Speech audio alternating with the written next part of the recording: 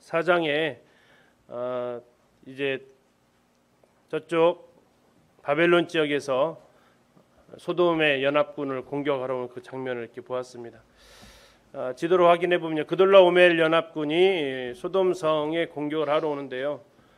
그들이 이제 배반을 했다고 하는데 아마도 그렇게 배반을 했는데 가까운 거리가 아니거든요. 굉장히 먼 거리를 쫓아옵니다. 근 군대 동원해서 오는 데까지만 해도 한 4, 5개월 이상 걸리는 거리였어요. 그런데도 왜 그들은 여기까지 원정으로 와야 했을까요? 그건 아마 이쪽 지역이 가지고 있는 그 특성 때문일 것입니다. 지금은 그렇게 많이 귀하지 않지만 예전에 굉장히 귀했던 것이 있습니다. 뭘까요? 소금이죠, 소금. 소금이 굉장히 귀했는데 바로 이쪽 사해 염해 쪽이 굉장히 소금이 많이 나오는 당시 지금처럼 이렇게 물을 증발시켜서 소금을 만들어내는 기술은 굉장히 부족했던 시대라고 했을 때 그냥 여기 가면 그냥 소금이 눈에 있거든요. 바로바로. 그래서 이런 것들에 대해서 굉장히 중요성 인식이 되어서 그들이 이 그돌라오멜 연합군이 그 먼 거리를 원정을 해가지고 이 소금 문제 때문에 오지 않았겠냐라고 이렇게 이해를 하고 있습니다. 그래서 소돔 주변의 왕들과 이게 전쟁을 하게 되고요. 거기에서 역청구덩이에서 이제 패배를 당하게 됩니다. 그리고 롯이 포로로 잡혀가는데 브루턴 여기 단이라고 했는데 이 단이 위치가 아니라는 것이 좀 더 낫겠다고 지난번 말씀드렸습니다. 만약 여기가 단이 되면 창세기 기록이 굉장히 달라지는 이유를 가져오기 때문에 그렇습니다. 헤브론까지 다시 돌아와서 구해오고요. 올 때도 이 루트로 오면은 안 와. 이 루트는 높은 산지를 통과하기 때문에 갔을 때 제대로 갔습니다. 이쪽으로 갔는데 올 때도 이렇게 올 수밖에 없는 구조로 되어져 있습니다. 이 지역 자체가. 다음에 예루살렘에서 살레명 멜기세덱을 만나가지고 11조 드리고 다음에 축복을 받습니다.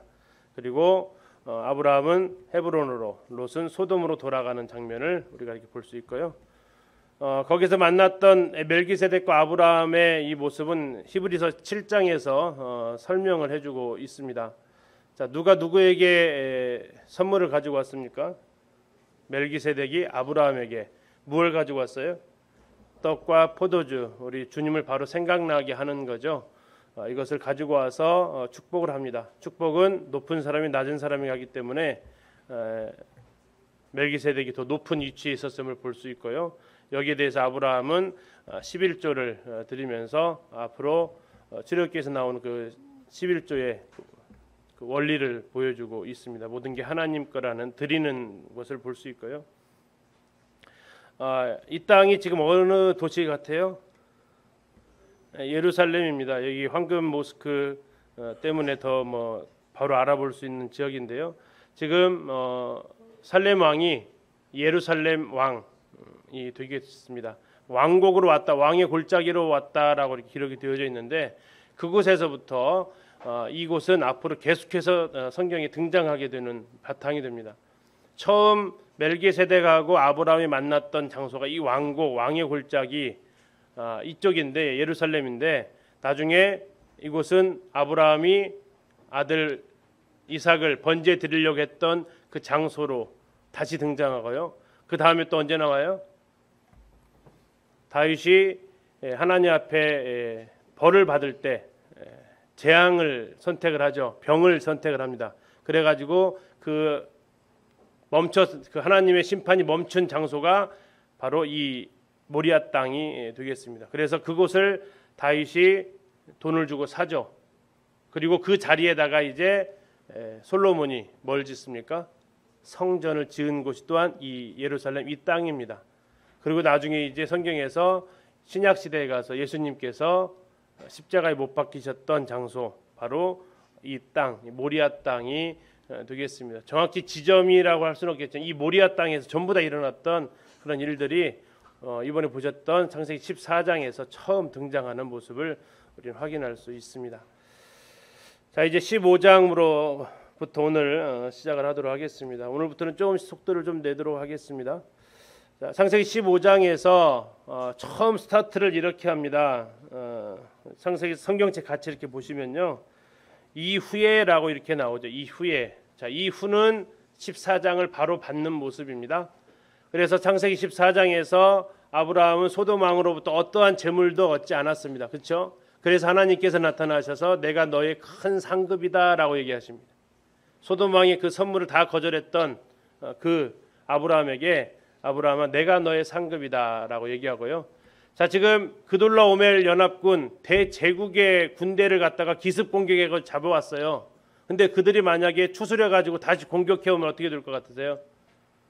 그것은 상당히 위험한 상황에 처하게 되겠죠. 그런데 하나님께서 나타나셔서 뭐라고 하냐면 두려워하지 말아라라고 얘기하시면서 그들이 이제 다시 쳐들어오지는 않을 것을 말씀하시게 됩니다. 자, 그러면서 하나님께서 이제 아브라함한테 너의 상급이라고 하니까 아브라함이 하나님 상급은 맞는데 저한테 상속자를 주지 않았습니다. 그래서 저희 집에서 길리운 이 다메섹 사람 엘리에셀이 상속자가 될 것 같습니다. 그랬더니 하나님께서 얘기하십니다. 아니다. 길리운 자가 아니라 어떤 사람이요? 낳은 자가 될 것이다. 예, 길린 자가 아니고 네가 낳은 자가 상속자가 될 것이다. 이때 하나님이 한마디만 좀 더 해주셨으면 어쩌면 16장이 필요 없을 거예요. 너와 사라에게서 낳을 자가 이렇게 하셨으면은 조금만 더 이렇게 하셨으면 괜찮을 텐데 네 몸에서 날 자라고 했기 때문에 사라가 판단 실수를 16장에서 하게 되죠. 너와 사례 사이에서 낳을 아들이라 했으면 깔끔했을 텐데 어쨌든 하나님께서 네 몸에서 날 자가 상속자가 될 것이고 그리고 너희 자손은 하늘의 뭇별과 같이 많을 것이다. 자, 13장에서는 땅의 티끌 먼지같이 모래처럼 많을 것이라면 여기서 이제 하늘의 뭇별로 얘기합니다. 그러면 지금 하나님과 아브라함은 대화하는 시간이 언제일까요? 그러겠죠. 밤이겠죠. 밤의 별을 봐야 되니까. 이렇게 하시고 이것을 아브라함은 믿었습니다. 창세기 15장 6절에서 아브라함 여호와를 믿은 이를 그의 의로 여기셨다. 할례 받기 전인가요? 후인가요? 할례 받기 전이었습니다. 그래서 아브라함은 할례 받지 않은 자와 할례 받은 모든 사람의 믿는 자의 조상이 되는 것이라고 로마 4장에서 이야기를 하고 있고요. 아브라함이 여호와를 믿었다는 이 말씀은 신약 성경에 총 4번에 걸쳐서 나오는데 로마 4장에서 2번, 갈라디아서와 야고보서에서 아브라함이 여호와를 믿었을 때 이를 그의 의로 여기셨다라고 반복하고 있습니다. 다시 말하면 구약 성경은 행위로 구원받는다라고 말하고 있지 않는다는 겁니다. 창세기에서부터 계속해서 믿음으로 구원받는다. 믿음으로. 바울이 전도 여행할 때 그가 들고 다녔던 책은 신약 성경이 아니었습니다. 무슨 성경이었어요? 구약 성경이었어요. 그리고 그것을 통해서 그는 충분히 복음을 전할 수 있었던 거죠. 구약 성경도 율법이 아니라 믿음을 통해서 의로 여기심을 받았다라고 기록을 하고 있습니다. 그러자 아브라함이 재차 물어봅니다. 어떻게 이 땅을 소유로 받을 것을 알겠습니까? 의문 하나 풀렸어요. 자손을 믿었다고 했기 때문에 하나님께서 자손을 주실 것을 믿었어요. 6절에서 이미 믿었다고 했기 때문에 거기에 대해서 묻지는 않습니다. 근데 이 땅을 주겠다고 하는 것에 대해서는 어떻게 믿을 수 있겠습니까? 했더니 하나님께서 언약을 체결하십니다. 그 언약을 가리켜서 횃불 언약 또는 은혜의 언약이라고 우리는 부르게 됩니다. 자, 이것은 아브라함에게는 굉장히 익숙했던 언약 체결 방식이에요. 고대 근동 지역에서 언약을 체결하고 굉장히 중요한 언약을 체결할 때 이 방법을 사용했기 때문에 그렇고요. 그건 이따 뒤에서 좀 더 보겠습니다. 자, 그러면서 하나님께서 아브라함한테 약속을 하십니다. 내 자손이 이방에서 나그네가 되어서 400년간 그들을 섬길 것이다라고죠. 출애굽기 12장을 가서 보면 출애굽한 지 몇 년 만에 그들이 애굽에 들어간 지 몇 년 만에 나왔다고 나오죠. 430년 만에 나옵니다. 근데 여기서는 뭐라고 하셨냐면 400년간 그들을 섬기겠대요. 자, 그러면서 이 30년이라는 시간 차이가 나죠. 무슨 차이일까 이 시간은요? 이 30년이라는 이 시간은 그들을 우리 성경책을 잠시 이렇게 확인해 보시면요. 하나님께서 하신 약속을 좀 더 디테일하게 확인해 볼 수 있겠습니다. 15장 13절 15장 13절 끝에 보시면 그들은 400년 동안 내 자손을 괴롭히리니라고 했습니다. 400년간 네 자손을 괴롭힐 것이다. 근데 430년 만에 나오거든요. 그럼 30년이라는 시간은 무슨 시간이에요? 요셉이 통치했던 평화로운 시대가 해당이 되고요. 요셉이 아마 그 이후에 한 30년간 야곱 자손이 들어간 이후로 30년간은 굉장히 그들이 편안한 삶을 살았던 것 같습니다. 뭐 그것을 이해할 수 있는 이유가 요셉이 죽을 때에 창세기 50장에 죽을 때에요. 그 당시에 만약에 요셉이 권력을 누리고 있었다면 얼마든지 자신의 이 유고를 고향으로 갖다가 해달라 해도 괜찮은데요. 그럴 지금 힘이 없어요. 권력이. 그래서 부탁을 하죠. 너희들이 여기서 떠날 때에 나를 내 유고를 꼭 가져가다오. 이것은 우리가 하나를 생각해 볼 수 있는 당시에 또 이스라엘 사람들의 그런 정치적인 지위가 높지 않았다. 요셉이 총리로 있을 때 야곱의 뼈는 어디로 가져갑니까? 야곱의 그 시신은 헤브론으로 가지고 가거든요. 왜? 요셉이 권력이 있었으니까. 그러나 요셉이 이제 권력이 없을 그때에는 자신의 이 유고를 가지고 가나안 땅으로 갈 수가 없었기 때문에 그렇게 부탁을 하는, 이것을 서로 계산을 해보면 430년에서 30년간은 그들이 고통당하지 않는 시대였고, 요셉이 이제 어떤 이유에서든지 이제 권력에서 내려오게 되고, 뭐 그때 나이가 30년 계산하면 약 69세 정도가 39살에 만났거든요. 그러니까 30년 지나면 69세 정도에는 이제 그 이후부터는 이스라엘 백성들이 이제 그 가시 미운 가시가 되어 있는, 그래서 괴롭힘을 당하는 모습이라고 이렇게 볼 수 있겠습니다. 그리고 큰 재물을 끌고 오겠고 내 자손은 4대 만에 돌아올 것이다. 대수로 4대라고 나와 있는데요. 출애굽기 6장 16절 20절에 보면 레위 그 모세가 등장을 하는데, 모세의 아버지가 아므람입니다. 그리고 그 할아버지가 고하시고요. 그 다음에 고조 할아버지가 레위고 4대예요. 지금 이 레위부터 해서 그 레위가 야곱의 아들로서 가나안 땅에 들어가죠. 그러니까 딱 4대 만에 정확하게 돌아오는 것을 대수로도 확인할 수 있고요, 연수로도 확인이 됩니다. 그리고 이제 이러한 언약을 하시고 나서 횃불이 쪼갠 고개 사이로 지나가게 되고 아브라함에게 땅의 경계를 알려주시는데 애굽강에서부터 유브라데까지가 되겠습니다. 애굽강에서부터 유브라데까지의 영토를, 땅을 지금 물어봤잖아요. 땅을 주겠다고 하니까 그 영토가 어디 정도인지 확인해 보도록 하겠습니다. 네. 자, 아까 그 애국강에서 유프라데스 강. 네. 네, 애국강을 나일강으로 생각하기 쉽거든요. 네. 근데 지도 한번 보세요. 네. 나일강 위치가 아니잖아요. 아, 저기. 예, 저기가 이스라엘의 오늘날 가자지고 예. 바로 남쪽이거든요. 네. 그러니까 우기 때만 비가 흐르고 평상시는 말르는 그냥 와디예요. 나일강은 항상 흐르지만.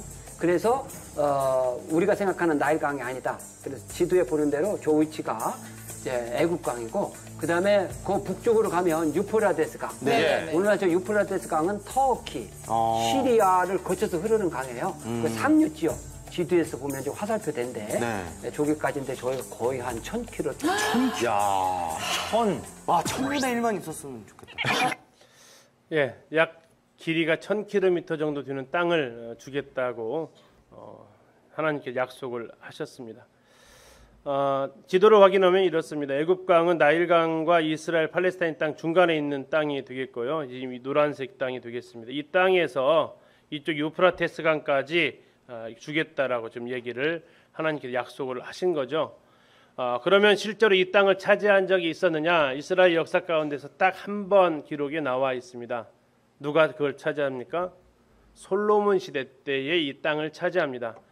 식민지로 둔 거죠. 그래서 다윗 시대까지가 이 노란색의 영역이라면 솔로몬 때 이어서 더 큰 국력의 신장이 있어서 자진해서 이렇게 조공을 바치면서 유브라데 강까지 그의 통치권이 미치게 됩니다. 역대하 9장 26절에서 애굽강에서부터 유브라데까지 아브라함한테 하셨던 그 약속을 그대로 이루시는 모습을 우리는 알게 되고요. 잠시 하다가 다시 하나님 앞에 불순종하기 시작하면서 이 땅들을 전부 다 내줘가지고 이렇게 또 이스라엘은 다시 그날을 회복을 꿈꾸고 이렇게 있습니다.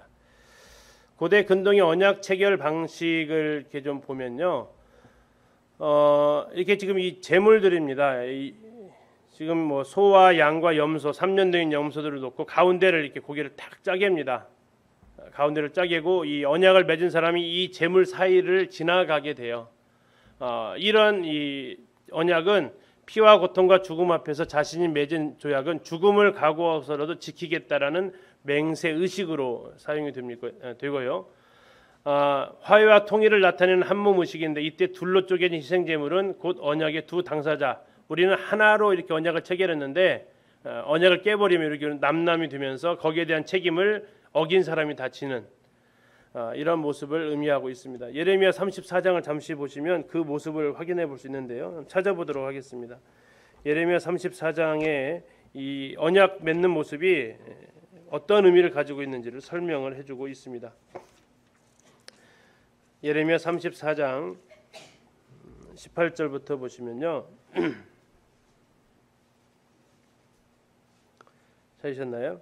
제가 읽어드리겠습니다. 송아지를 둘로 쪼개고 그 두 조각 사이로 지나매 내 앞에 언약을 맺었으나 그 말을 실행하지 아니하여 내 계약을 어긴 그들을 곧 송아지 두 조각 사이로 지난 유다 고관들과 예루살렘 고관들과 내시들과 제사장들과 이 땅 모든 백성을 내가 그들의 원수의 손과 그들의 생명을 찾는 자의 손에 넘기리니 그들의 시체가 공중의 새와 땅의 짐승의 먹이가 될 것이며 지금 그들을 하나님께서 너희들이 지금 언약을 어떻게 했다고 지금 말씀하시는 거예요?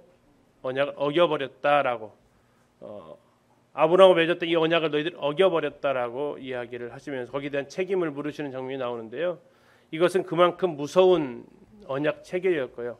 그런데 아브라함에게 하나님께서 하셨을 때에 하나님하고 횃불하고 아브라함이 같이 지나가야 언약 체결이 되는데 누구만 지나가세요?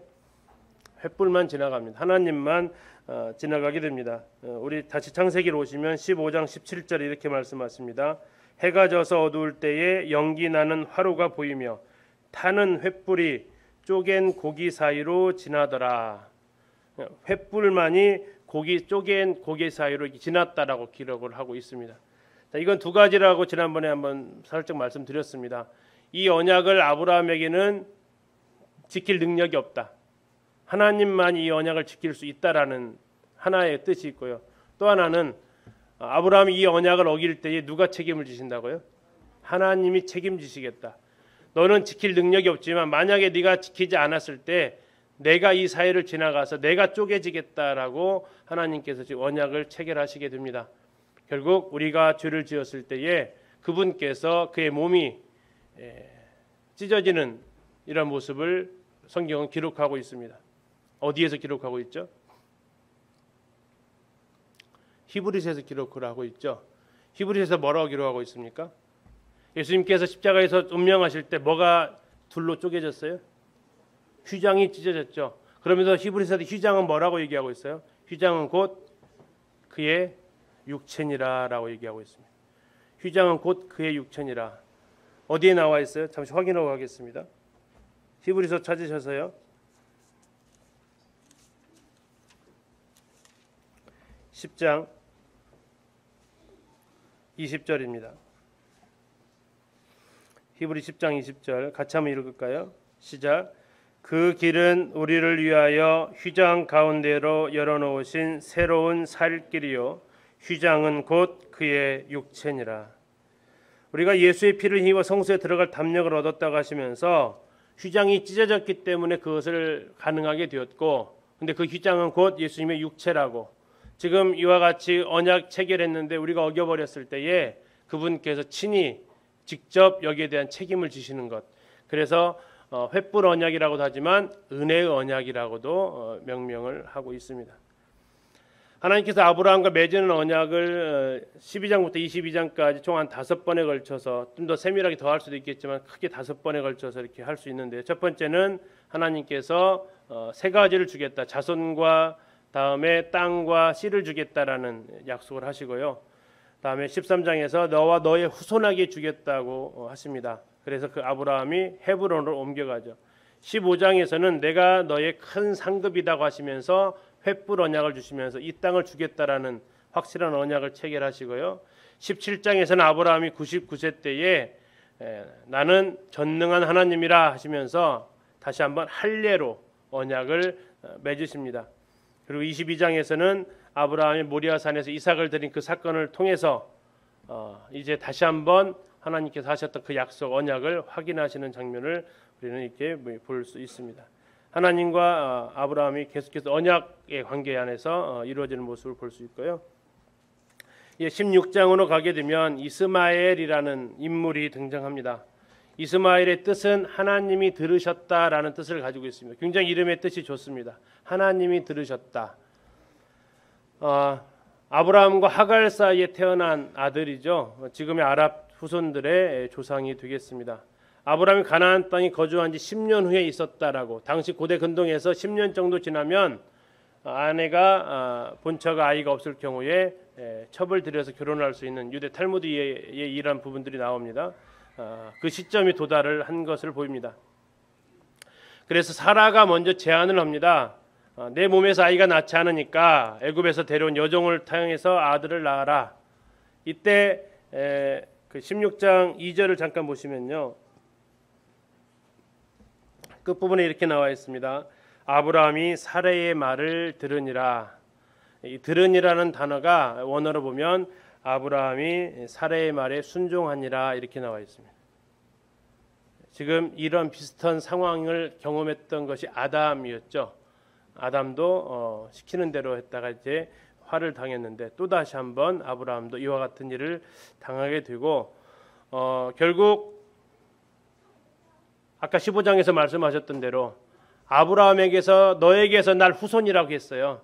근데 하나님은 아브라함뿐만 아니라 사라를 후손을 통해서도 낳고자 하셨던 건데 이때까지만 해도 아직 사라가 생리가 끊어지지 아니했기 때문에 하나님은 더 시간을 기다리십니다. 생리가 끊어질 때까지. 그런데 사라가 그것을 참지 못하고 배려한다고 후처를 줬는데 이 후처였던 하갈은 임신을 하게 되자 그 주인 사례를 멸시했다. 또 그 멸시를 받은 사라는 하갈이 나를 모욕했다라고 얘기합니다. 근데 이제 직역으로 하면 이런 의미예요. 그녀의 여주인을 그녀의 눈에 가볍게 여겼다라는 표현을 쓰고 있습니다. 주인을 아주 가볍게 여기는. 자, 이것을 이제 보다 못한 사례가 참다 못한 사례가 아브라함한테 하소연을 하죠. 이것은 당신이 문제다라고 하면서 그러니까 아브라함이 그럼 당신이 원하는 대로 하라고 이렇게 얘기를 하니까 이제 다시 전세가 역전이 되죠. 자기의 아들을 잉태한 자신을 편을 들어줄 줄 알았는데 오히려 아브라함은 사례 편을 들어주니까 사례가 다시 하갈을 학대하게 되고 하갈은 사례의 학대를 피해서 도망가게 됩니다. 도망갔는데 하나님의 사자가 나타나요. 이것은 우리 주님을 보여주는 모습인데 그러면서 얘기합니다. 내 여주인에게로 돌아가서 그 수하에 복종하라. 우리도 참 그 복종하기 싫어서 뛰쳐나오고 싶은, 다시 말하면 이런 얘기죠. 구출을 받아야 돼요? 탈출을 해야 돼요? 구출을 받아야 되는데 지금 하갈은 뭐 한 거예요? 탈출을 했죠. 그러니까 하나님께서 뭐라고 하세요? 아니, 돌아가서 더 복종해라 라고 하십니다. 광야 샘물 곁에서 했다는 얘기인데 아마 하갈은 애굽 땅으로 다시 돌아가고 싶은, 그래서 그쪽으로 좀 방향을 잡은 것 같은데 하나님께서 그것을 막으셨고요. 아들의 이름을 미리 지어주십니다. 이스마엘이다. 하나님이 들으셨다라는 이야기를 하십니다. 그리고 그곳에서 하갈은 하나님을 찬양합니다. 그리고 그곳 이름을 부엘라헤로이, 나를 살피시는 살아계신 하나님의 우물, 이런 의미로 부엘라헤로이라는 이름을 짓습니다. 이런 느낌, 소그룹이 있죠. 부엘라헤로이, 나를 살피시는 살아계신 이의 우물이라는 뜻을 가지고 있습니다. 그리고 하갈은 다시 돌아가서 아브람 86세 때에 85세에 10년 만에 임신하고 11년째에 이스마엘을 낳게 됩니다. 부엘라헤로이는 정확한 지명이 아직 알려져 있지 않고요. 아마 부엘세바에서 더 내려가는 쪽으로 아마 간 것 같습니다. 이 정도가 아닐까 좀 추정하고 있고 정확하지는 않습니다. 자, 이제 17장에서 할례 언약이 시행이 됩니다. 그러니까 15장에서는 무슨 언약이었죠? 횃불 언약, 은혜의 언약이었다면 17장에서는 할례의 언약입니다. 자, 16장에서 86세에 낳았다라고 얘기를 하고 있어요. 16장 확인하면 잠깐 하겠습니다. 16장 16절에 아브라함이 뭐라겠어요? 낳을 때에 아브라함이 86세였더라. 17장 1절은요. 아브라함이 99세 때에, 그럼 지금 몇 년이 흘렀어요? 한 장 넘어갔는데 13년이 훅 넘어갔어요. 13년이라는 시간이 그냥 블랭크가 됐어요. 이렇게 하나님의 뜻에서 불순종하고 하나님께서 이렇게 우리에게 약속하신 것을 못 믿고 했을 때에 하나님은 그 시간을 그냥 텅 비워 놓으십니다. 이 텅 비워놨지만 계속 아브라함은 여전히 먹고 살고 생활하고 했겠죠. 그러나 하나님의 시간에서는 카운트되지 않는 시간. 이것이 나중에 출애굽한 이스라엘 백성들이 가데스 바네아에서 불순종하고 세렛 시내를 건널 때까지가 38년 6개월이라는 그 시간 동안에 그 거의 대부분의 시간을 하나님께서는 카운트하지 않으십니다. 이것이 이제 우리에게 두려움이죠. 우리가 오늘 또 뭐 말씀 듣고 또 주일날 예배드리고 신앙생활 몇 년 계속해서 해 오시는 시간들이 있으시잖아요. 근데 하나님 앞에 딱 계산했을 때 너 몇 년부터 몇 년까지는 블랭크인데 이런 딱 뜨면 어떻게 될 것 같으세요? 참 슬픈 역사겠죠. 그 삶이 하나님의 시간에서 계산되지 않는, 지금 아브라함이 지금 그 상황이죠. 13년간 하나님이 거기에 대해서 아무런 기록을 남겨놓지 않고 계십니다. 그러면서 갑자기 99세 때에 나타나시는 하나님의 모습인데요. 그러면서 딱 등장하실 때 선언하시는 모습이에요. 나는 전능한 하나님이다. 엘샤다이다라고 얘기하십니다. 엘샤다이. 전능한 하나님이다. 그리고 너는 앞으로 내 앞에서 행하여 완전해라라고 요구하십니다. 자, 내 앞에서 행하라는 얘기는 신앙의 모습이죠. 신앙이라는 것은 우리가 하나님 앞에서 살아가는 모습이 신앙 아닙니까? 지금 아브라함의 그런 이 모습은 16장으로 되돌아가면 그가 지금 그 모습은 누구 앞에서 살았던 모습이라고 말씀하시는 거예요. 네가 지금 내 앞에서 살지 않았다라는 얘기입니다.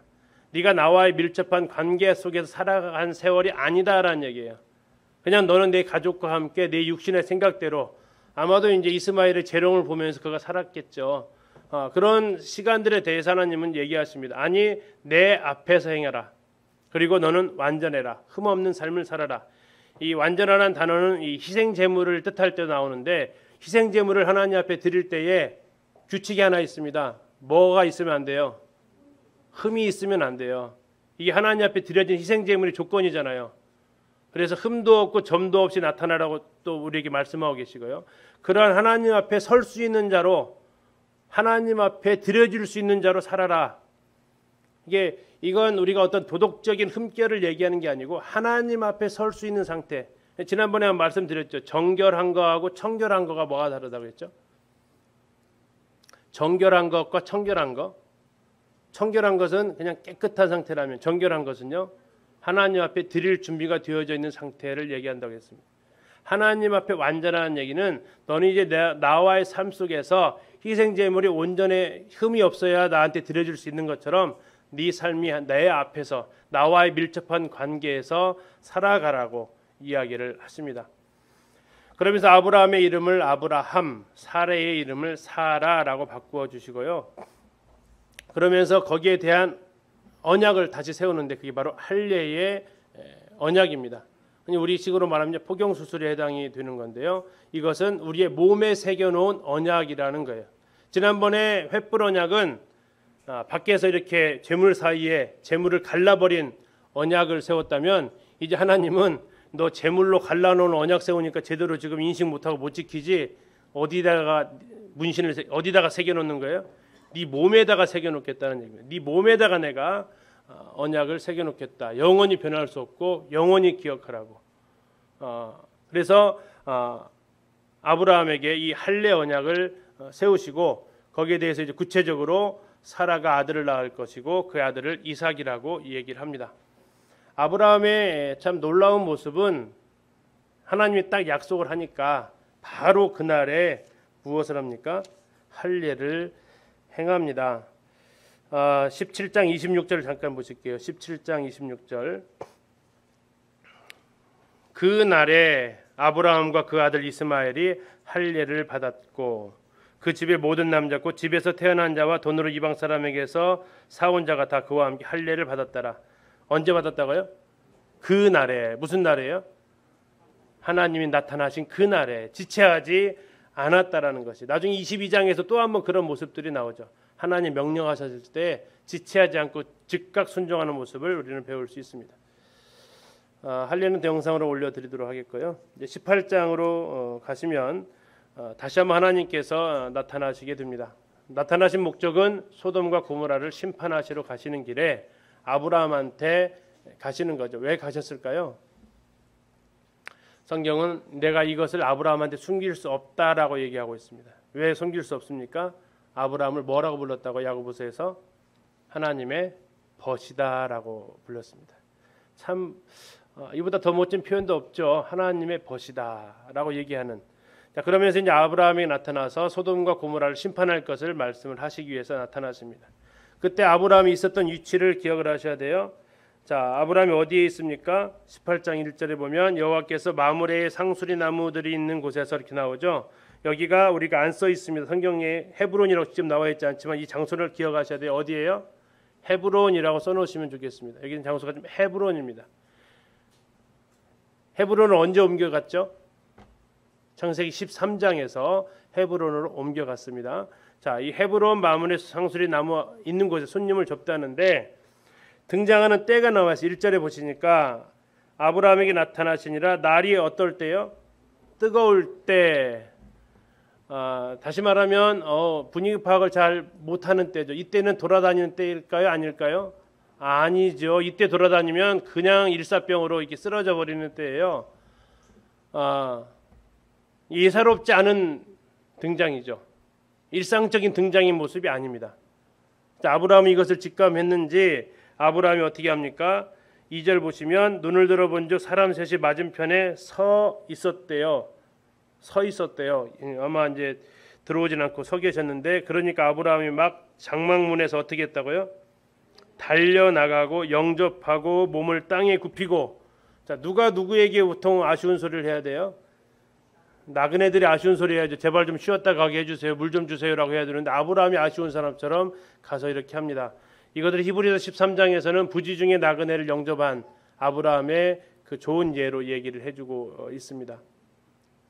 자, 어쨌든 이렇게 하고 나서 음식을 준비를 하는데요. 우리 성경에는 뭐라고 나와 있냐면 음식의 양이 6절에 잠깐 보시겠습니다. 아브라함이 급히 장막으로 가서 사라에게 이르되 고운 가루 얼마요? 세 스아하면 이게 한 에바입니다. 에바를 3분의 1로 나눈 것이 스아예요. 에바가 어느 정도냐면 22리터예요.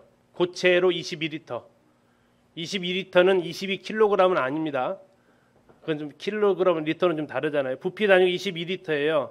자, 22리터의 밀가루를 몇 명이 먹으려고 했을까요? 3명이 먹었을까요? 자, 22리터 여기서 해놓으면은 저희 가족 7명이 먹고 모자랄까요? 그럼요? 네, 그러면 몇 명이나 먹어야 될 것 같아요? 어마어마한 양이에요. 22리터를 지금 준비했다는 얘기는 이 세 사람 먹을 용도만은 아니었다는 얘기예요. 그 다음에 두 번째 뭘 또 잡아요? 송아지를 잡아요. 유목민들에게 있어서 송아지는 흔하지 않습니다. 베두인들에게 이 송아지가 흔하지 않아요. 베두인들은 주로 뭐가 흔해요? 양과 염소는 흔해요. 근데 송아지는 흔한 음식이 아니에요. 소도 아니고 송아지는 더. 송아지 잡고요. 그 다음에 거기 보시면 이제 뭐 좋아하시는지 모르겠지만 8절에 보시면 아브라함이 엉긴 젖, 아마 이것이 요플레일 겁니다. 다음에 우유하고 송아지하고 갖다 놨어요. 이 3인 식사일까요? 아닌 것 같아요. 이것은 온 그 집에서 그 가족들 전체적인 잔치를 벌인 것 같습니다. 굉장히 통이 크신 분이죠. 집안에 손님이 오셨을 때 같이 잔치를 벌여야 손님이 왔을 때 가족들이 좋아하겠죠. 손님이 왔는데 맨날 일만 오면요. 손님 안 왔으면 좋겠죠. 그래서 이 손님이 왔을 때에 굉장히 풍성하게 접대하는 모습을 볼 수 있습니다. 나중에 이것은 롯의 모습하고 완전히 대조되는 모습으로 또 등장하게 됩니다. 자, 그리고 나서 이제 약속을 먹은 게 있으니까 또 주시죠. 내년 이맘때 사라가 아들을 낳을 것이다. 근데 11절에 선언을 하고 있습니다. 아브라함과 사라는 나이가 많아 늙었고 사라에게는 뭐가 끊어졌다고요? 여성의 생리가 끊어졌다. 그러면 뭐가 배출이 안 되는 거죠? 난자가 배출이 되지 않는 상황입니다. 지난번 말씀드렸죠. 예수님은 뭐 없이 다시 태어나셨어요? 정자 없이 태어나셨어요. 지금 이제 사라 아브람과 사례 사이에 나는 이 아이는 뭐 없이 태어나는 거예요? 난자 없이 태어난다는 얘기예요. 이건 전부 다 불가능한 가운데 하나님으로 인해서 태어나는 것을 말씀해 주는 모습이죠. 자, 이때 이제 다 웃죠. 그래서 이삭이 이름의 뜻이 웃음 아닙니까? 그래서 하나님께서 따끔하게 얘기하시죠. 사라 어딨냐 했을 때 사라는 어디에 있었어요? 장막 뒤에 있어요. 왜 장막 뒤에 있었을까요? 이게 베두인의 문화입니다. 베두인의 문화는 서빙부터 전부 다 남자가 해야 됩니다. 음식 만드는 건 여자가 하는데 서빙하고 나르고 접대하는 건 전부 다 남자들 몫이에요. 그래서 이 여자들이 있는 공간은 따로 별도의 공간으로 거기 들어갈 수가 없어요. 그래서 사라는 만들어 놓기만 하고 나올 수는 없는 그러한 문화적인 측면이 있죠. 그래서 장막 뒤에 있었습니다. 그리고 이 말할 때 거기서 웃었고요. 하나님이 그것을 장막 뒤에 있었지만 다 보셨죠. 왜 웃니? 그러니까 사라가 화들짝 놀라면서 아닌데요. 그러니까 하나님 웃었잖아. 그래서 아들을 낳으면 이삭이라고 해 하면서 이렇게 하고 가시면서 아주 중요한 말씀을 던지죠. 14절 같이 한번 읽겠습니다. 18장 14절 시작. 여호와께 능하지 못할 일이 있겠느냐? 예, 여호와께 능하지 못한 일이 있겠느냐? 이건 무슨 상황이냐면 11절에 대한 반론이에요. 생리가 끊어졌는데요. 아니, 여호와께 능하지 못한 일이 있겠느냐? 그래도 가능하다. 생리가 끊어져서 난자가 없어도 여호와께는 가능한 일이다라는 선언을 하십니다. 그리고 나서 이제 두 천사는 소돔과 고모라를 향해서 내려가게 되고 여호와 하나님은 남습니다. 그래서 아까 18장 2절에 보니까 눈을 들어본즉 사람 몇 명 있다고 했어요? 3명 있다고 그랬죠. 자, 그런데 이제 16절로 가서 보시면 그 사람들이 거기서 일어나서 소돔으로 향하고 다음에 17절 여호와께서 이르시되 하면서 여호와는 남으셨어요. 그래서 몇 명만 내려간 거예요? 19장 1절에 가서 보시면 19장 1절에 저녁 때에 그 몇 명의 천사가요? 2 천사가 이렇게 딱 나눠지죠. 그래서 함께 오셨던 그 한 분은 하나님이시다. 예수 그리스도시다라고 지금 신약에서 우리 주님을 보여주고 있습니다. 그러면서 이제 하나님께서 내가 하려는 것을 아브라함에게 숨기겠느냐라고 하시면서 아브라함을 부르신 이유를 하세요. 18절 잠시 보겠습니다. 18장 18절 17절부터 보실게요. 여호와께서 이르시되 내가 하려는 것을 아브라함에게 숨기겠느냐? 아브라함은 강대한 나라가 되고 천하 만민은 그로하면 복을 받게 될 것이 아니냐? 19절 내가 그로 아브라함으로 그 자식과 권속에게 명하여 여호와의 도를 지켜 의와 공도를 행하게 하려고 그를 택하였나니. 하나님께서 아브라함을 택하신 이유를 얘기하고 있어요. 내가 그로 그 자식과 권속에게 명하여 식구들에게 명하여 여호와의 도를 지켜 의와 공도를 행하게 하려고. 하나님께서 아브라함을 택하신 것이 하나님의 백성을 삼기 위한 것임을 말씀을 하고 있습니다. 자, 그러면서 이제 의인 50명만 있어도 멸하시는 것은 합당치 않습니다. 의인과 악인을 같이 멸하시는 것은 공의로운 재판장이 아니십니다. 그래서 45, 40, 30, 20, 10까지 내려갑니다. 왜 10명으로 마무리했을까요? 자, 아브라함의 계산법 누구누구가 이 10명 안에 들어갔을 것 같으세요? 롯의 부부, 그 다음에요 롯의 2딸, 4명밖에 없는데 사위 2, 다음에요 신실한 종들, 조금 더 가면 그 사위 2의 장인 장모들. 그냥 생각이에요. 하나님을 경외하는 가정이랑 결혼했으면 좋겠다라는 것이 아브라함의 소원이 아니었을까.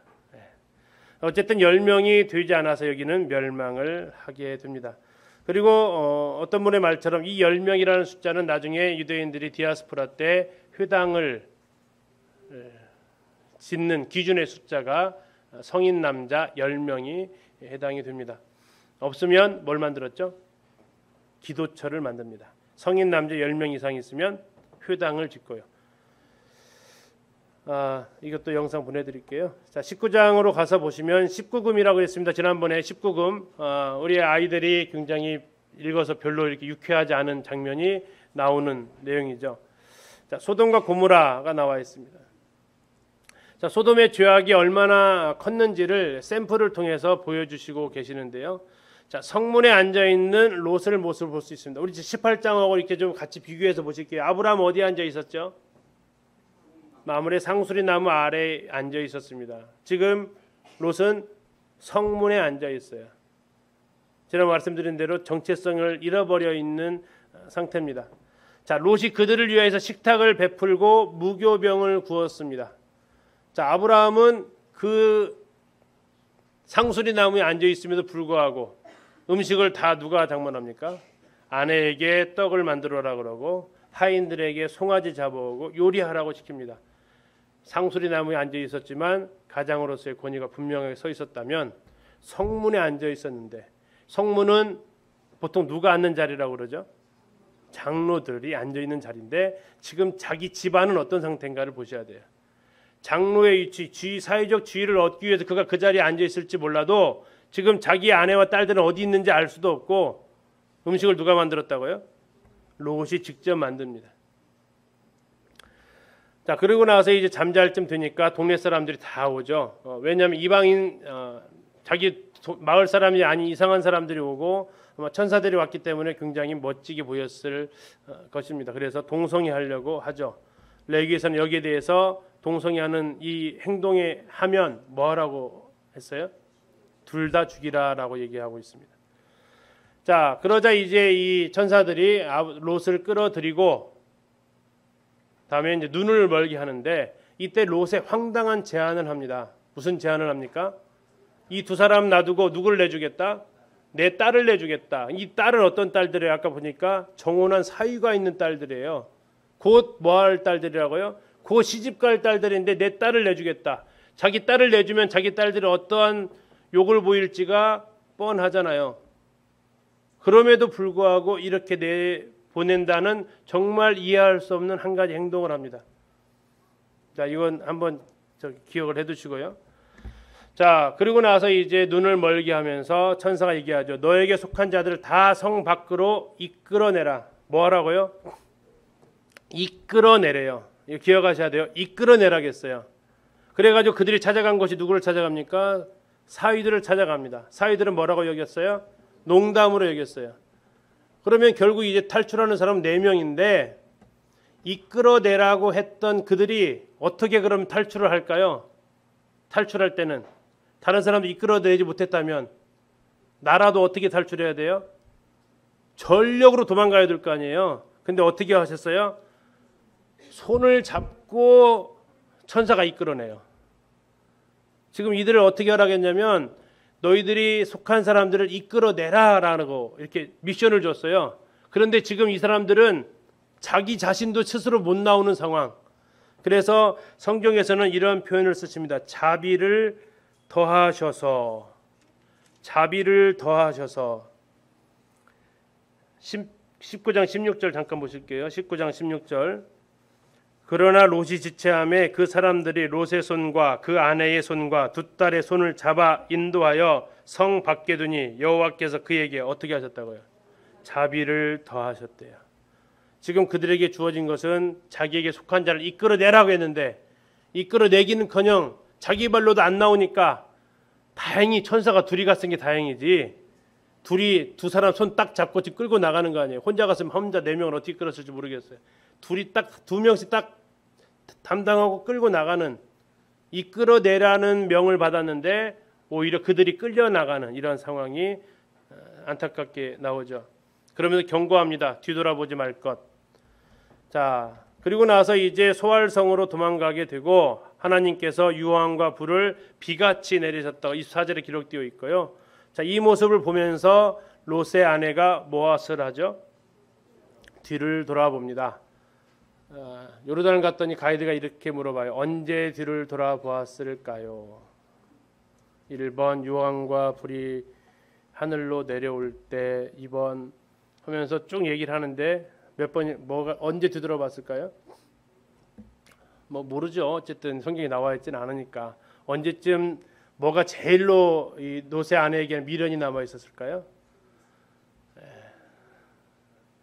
이것이 이제 이 롯의 아내를 뒤로 돌아보게 하는, 신약에서까지 롯의 처를 뭐 하라고 그랬어요? 기억하라고 했어요. 혹시 우리도 휴거될 때 자꾸 뒤돌아보고 가는 것은 없겠죠. 이 모습은 이따 좀 더 보고요. 그리고 이제 그들이 소알성에 들어갑니다. 그런데 이상한 일을 이 딸들을 또 해요. 자, 아까 천사들이 왔을 때는 누가 이상한 제안을 했어요? 그의 아버지가 뭐 하겠다고? 내 딸을 내놓겠다라고, 알아서 해라라고 하죠. 근데 이 딸들 또 이상한 행동을 해요. 아버지한테 뭐 하고요? 술을 잔뜩 먹이고 아버지랑 동침을 해요. 딸이 큰 딸 한 번, 작은 딸 한 번. 그리고 나서 그들이 자손을 얻게 됩니다. 그게 누구예요? 모압과 암몬 자손이에요. 자, 이 두 모습은 무엇을 볼 수 있어요? 소돔에서 어떠한 행동들을 했는지를 볼 수 있어요. 소돔의 죄악이 어떠했는지를 알 수 있어요.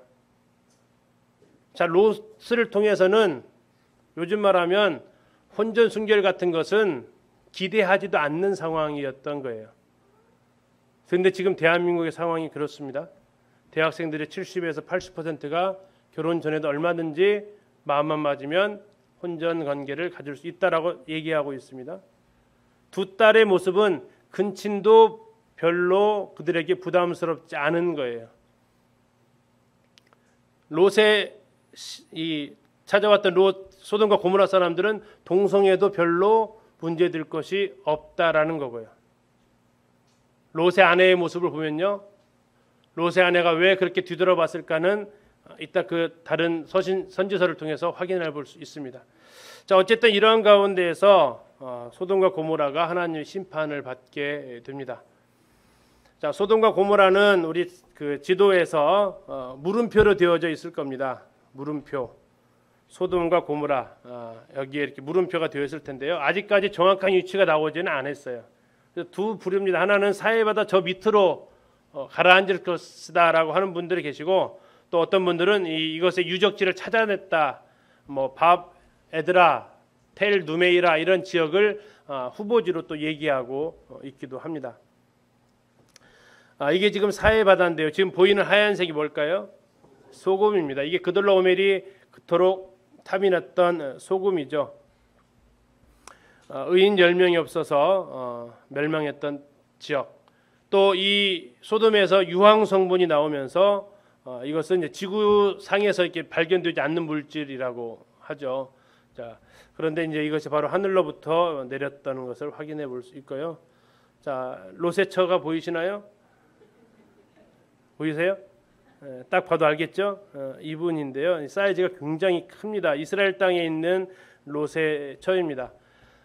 이스라엘 땅에 있어서는 안 됩니다. 이게 성경적으로 전혀 맞지 않은데, 이스라엘에서 관광객 안 뺏기려고 이스라엘 땅에도 롯의 처 있다 해가지고 세워놓은 그 모습입니다. 근데 딱 일치하는 건 하나 있어요. 이게 소금이라는 거예요. 지금 보이시는 것이 다 뭐라고요? 다 소금이에요.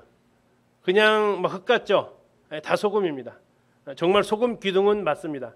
네, 롯의 처는 아니겠죠. 전혀 될 수 없는 위치에 있습니다.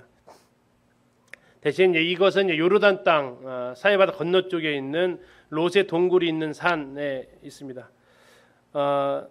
이분이 누구 같은데, 아마 이명재 지모고 쪽 같이 사시는 분이 아닐까 싶어요. 2012년도에 찍은 사진인데요. 저 위에 올라가면 그 소알 성이 보이는 위치가 있습니다. 이것이 이제 롯의 동굴 입구라고 알려져 있고요. 여기에서 아까 말씀드린 그 아버지와 동침한 사건이 있었던 위치가 되겠습니다. 롯의 이쪽으로 가면 또 다른 소금 기둥이 있습니다. 요르단표 롯의 아내. 근데 조금 더 비슷하게 생겼어요. 인데요. 사해 남단에는 구약 성서에 나오는 소돔과 고모라로 추정되는 곳이 있습니다. 타락한 도시를 보이시죠, 유황불로 심판했다는 성서의 내용은 그 자체로 흥미롭습니다. 소돔과 고모라에서 빠져나올 때 소금 기둥으로 변했다는 롯의 아내. 쓸쓸하게 서 있는 걸 보니까 왠지 가슴이 좀 독특하지 않으세요? 이거 하나만 톡 써 있어요. 돌의 형상이 정말 가녀린 여성 같은데요. 이 바위가 진짜 소금 기둥인지는 알 수 없지만 소돔과 고모라는 사해 남부 지역에 실제했을 가능성이 있다고 합니다. 소돔과 고모라는 청동기 초기 이야기인데요. 당시 이 지역에 큰 재앙이 있었고 그로 인해 도시가 멸망한 흔적이 발견됐기 때문입니다. 이곳엔 독특한 암석이 있어 도시가 번성할 수 있었다는데요. 요르단에서 유일하게 이 지역에서밖에 발견이 안 된대요. 그래서 여기가 아마도 소돔이 아니었을까라고 추정을 하고 있는데요. 외부에서 들어온 재앙이 있기 물질이라는 전까지 얘기죠. 매우 푸르고 비옥했다는 소돔. 지금의 황무지를 보니 그 이야기가 더 극적으로 다가옵니다. 살아남은 롯과 두 딸은 소알이라는 지금의 사피 지역으로 피신하게 됩니다. 요르단의 소알지대가 하늘에 내려다 보이는 지금 산 위에 지금 2012년도에 동굴 가셨던 위치에 분들 있는데요. 기억나시는가 모르겠습니다. 여기 올라갔었습니다. 여기가 롯이 기거했다는 동굴입니다. 굴 안이 매우 좁아서 사람이 살았다는 게 믿기지 않을 정도인데요. 동굴은 1980년대 초반 발견된 뒤 10년간의 조사 끝에 발굴이 완료됐습니다. 항상 이게 뒤져봐서 들어갈 수 없었는데요. 성경에 의하면 롯의 두 딸이 낳은 아들들이 아랍인의 조상이 되었다고 합니다. 야, 여기서 뭐 어떻게 생활을 했을지 상상이 안 되네. 먼지도 많고.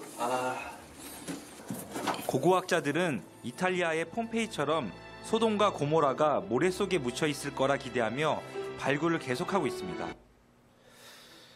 예, 이런 지역에서 이제 이게 지금 소알 땅을 바라보면 그렇습니다. 굉장히 사람이 많이 모여 살고 풍요로운 땅입니다. 저희가 이제 그 요르단 밑에 광야에서부터 쭉 올라오면 여기부터는 사람 살만하겠다라고 생각이 될 위치가 여기가 되겠고요. 소돔의 추정지가 아까 지도에서는 사해바다 속으로 가라앉았다라고 주장하는 분들이 그린 지도라면 여기는 이제 지금 폐허가 된 곳이다라고 얘기를 하는 지역이 되겠습니다. 그 중에 하나가 이제 소돔의 추정지가 바베드라라는 지역인데요. 여기에 불탄 흔적이 있고요. 아까 유황불이 내려왔다 그랬죠. 다음에 그들이 뭐 하나님을 섬기지 않은 그 신전 흔적이 있고 무덤이 2만 개 정도가 발견되고 수백 명 유골이 한 곳에서 발견이 됩니다. 이런 식으로 지금 완전히 폐허만 되어져 있습니다. 신명기 29장 23절에는 소돔과 고모라를 하나님께서 심판하실 때 진노와 분한으로 회멸하셨다라고 이야기를 하고 있습니다. 이 영상들은 올려드릴게요. 이제 고모라의 주정지 텔 루메이라인데요. 루메이라의 고모라와 소돔과 고모라에 대해서 말씀하시면서 내가 예루살렘 선지자들 중에도 가증한 일이 있음을 보았나니 그들은 간음을 행하며 행악자의 손을 굳게 하여 사람으로 그 악에서 돌이킴이 없게 하였은즉 그들은 다 내 앞에서 소돔 사람과 다름이 없고 그 거민은 고모라 사람과 다름이 없다. 다시 말하면 소돔과 고모라 사람이 뭐 했느냐? 그들은 간음을 행했고 행악자의 손을 굳게 했고, 그러니까 이제 사람들을 강포하게 행하는 이런 모습들을 얘기를 하고 있습니다. 소돔 동굴 옆에도 이렇게 지금 동굴 옆에도 이렇게 롯의 아내의 모습 곳곳에 있더라고요. 굉장히 롯의 철을 기억하라고 곳곳에다가 세워놓으신 것 같아요. 우리에게 충격적인 본문은요. 롯의 아내를 생각하게 하는 본문이 에스겔 16장에 나와 있어요. 우리가 보통 소돔 땅이 멸망한 이유는 동성애 때문에 멸망했다고 하는데 에스겔은 또 이렇게 얘기하고 있습니다.